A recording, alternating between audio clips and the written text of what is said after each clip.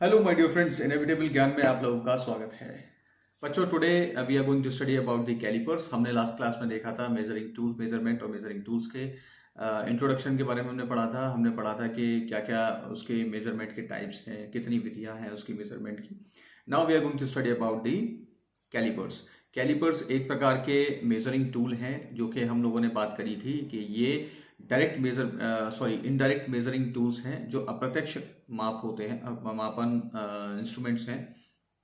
इनका जो अगर हम बात कर रहे हैं तो इनका बेसिकली जो यूज़ किया जाता है वो किया जाता है सर्कुलर रॉड या आउटर सर्कुलर रॉड का इनर या आउटर रेडियस लेने के लिए, आउटर व्यास लेने के लिए, इनर डाया चेक करने के लिए उसका। यानी कि अगर मैं बात करूं तो कैलिपर क्या है? कैलिपर एक तरीके से इनडायरेक्ट मेजरमेंट टूल है।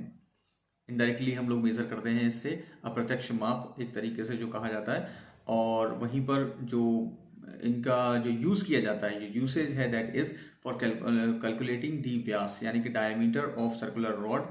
कोई सर्कुलर रॉड है, जैसे मान लीजिए ये पेंसिल आपके पास है, ठीक है, इसका जिस रॉड का अगर डायमीटर मुझे चेक करना है तो वह कैलिपर की सहायता से कर सकता हूँ।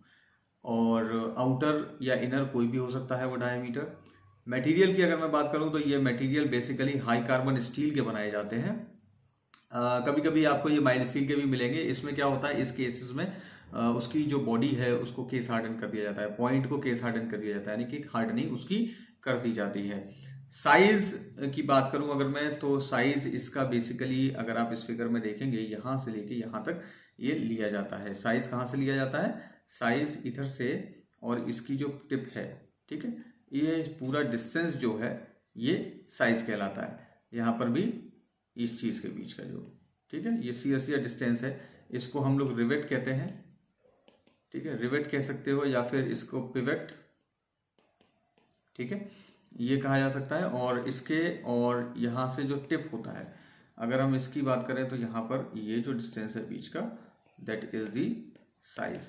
अलग अलग साइज में पाए जाते हैं। साइज इसके कुछ भी हो सकता है, 100 mm हो सकता है, 200, 150 mm। साइज अक्सर बेटा नहीं पूछा जाता एग्जामिनेशन में, तो इस पे ज़्यादा फोकस मत करिएगा, लेकिन फिर भी आप जान लीजिए 150, 200, 250, 300 mm इस साइज में ये पाए जाते हैं। ओके,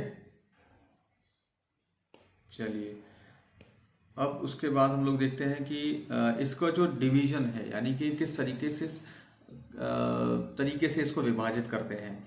ठीक है, अगर इसके बैंड के हिसाब से अगर मैं देखूं तो इसको जो डिवीजन है that is basically of two types. एक इनसाइड कैलिपर होते हैं और एक इनसाइड आउटसाइड कैलिपर्स होते हैं। यहाँ फिगर में आप देख पा रहे होंगे इनसाइड कैलिपर और आउटसाइड कैलिपर्स। इनसाइड में क्या है कि जिसमें के अंदरूनी माप करने के लिए हम लोग चेक करते हैं, इनसाइड और आउटसाइड।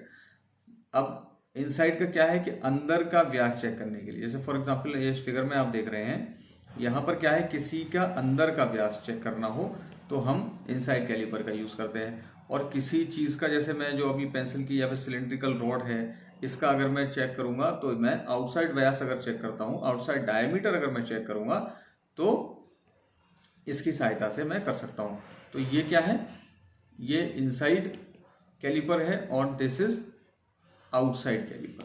ठीक है, इनसाइड कैलिपर और आउटसाइड कैलिपर। इनसाइड कैलिपर का यूज क्या हो रहा है बेटा, ये अंदरूनी स्लॉट या ग्रूव की चौड़ाई को चेक करने के लिए कर रहे हैं हम लोग। ठीक है, और इनर रेडियस अगर किसी का चेक करना हो तो हम इसका यूज कर सकते हैं।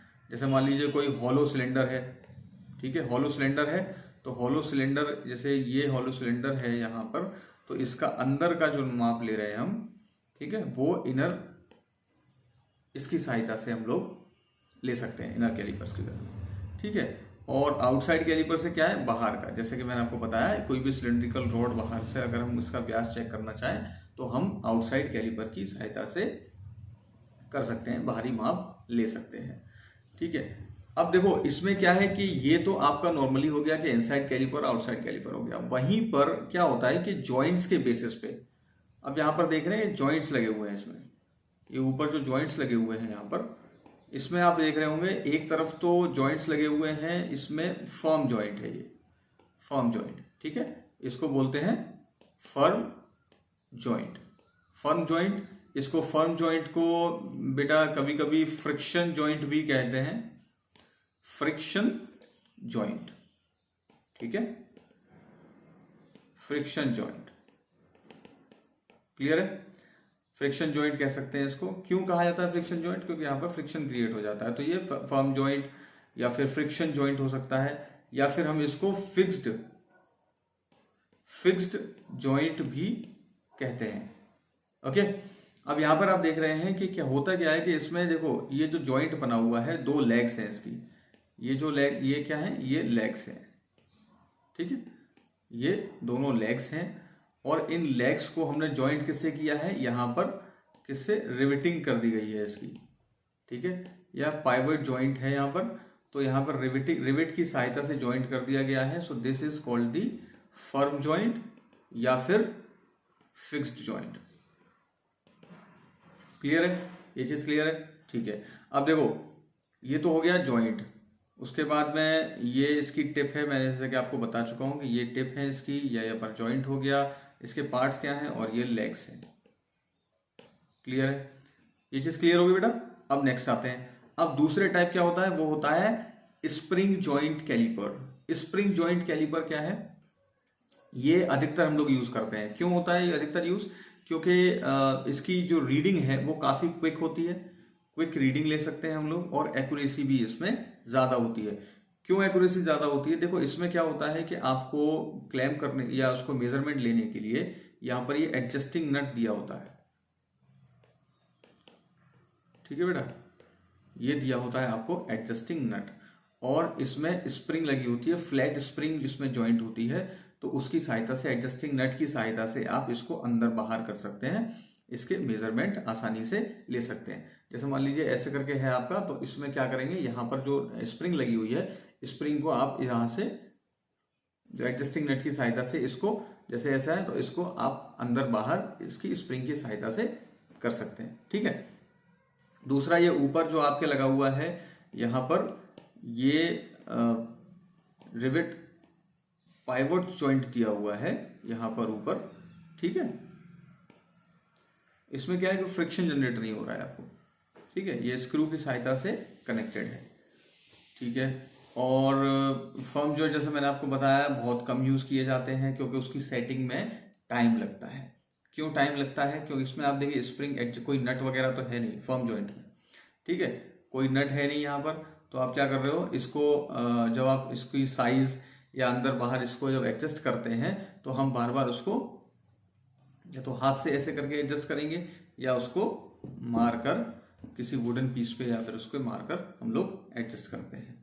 सो दैट इज वाई अब लोग जो मेनली यूज होता है, तो एग्जामिनेशन में क्वेश्चन जो है वो इस टाइप से आ जाते हैं कि मान लीजिए जॉइंट्स के बेसिस पे किस टाइप से आप सेग्रीगेट करेंगे, कितने टाइप के होते हैं, जॉइंट्स के बेसिस पे कितने होते हैं, बैंड के बेसिस पे किस प्रकार के होते हैं। तो हमारा क्या हो गया, दूसरा क्वेश्चन है ये मटेरियल को लेकर आ जाता है कि किस मटेरियल के बने होते हैं, साइज कहाँ से कहाँ तक लेते हैं, ठीक है। फिगर आपका बना हुआ आ जाएगा कि इसका साइज कहाँ से कितना, मतलब किस तरीके से आप कैलिपर्स का साइज लेंगे। और एक क्वेश्चन कुछ ऐसे आ जाते हैं कि मान लीजिए कि जो इनमें से कौन सा इनडायरेक्ट मेजरिंग टूल है, या फिर इनमें से कौन सा डायरेक्ट मेजरिंग टूल है। तो उसमें आपको ऑप्शंस में आ जाएगा, ठीक है, आपको स्टील रूल दे दिया गया। मान लीजिए ऑप्शन आया, क्वेश्चन है आपका कि डायरेक्ट मेजरिंग टूल, वो सॉरी, मान लीजिए क्वेश्चन आपका आता है कि इनडायरेक्ट मेजरिंग टूल कौन सा है इसमें से। तो उसमें आपको ऑप्शन में दे दिया स्टील रूल, है ना, स्टील रूल हो गया, वर्नियर कैलिपर दे दिया, माइक्रोमीटर दे दिया, और कैलिपर्स आपको दिया गया। तो आपका इनडायरेक्ट मेजरिंग टूल क्या हो जाएगा, कैलिपर हो जाएगा, ठीक है। सो ये आपका कैलिपर्स खत्म होता है। इसके बाद हम लोग नेक्स्ट जो टॉपिक लेने वाले हैं that is the jenny caliper.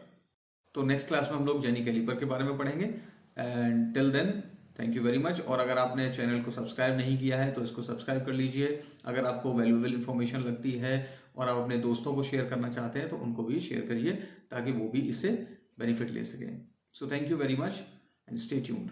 Bye bye.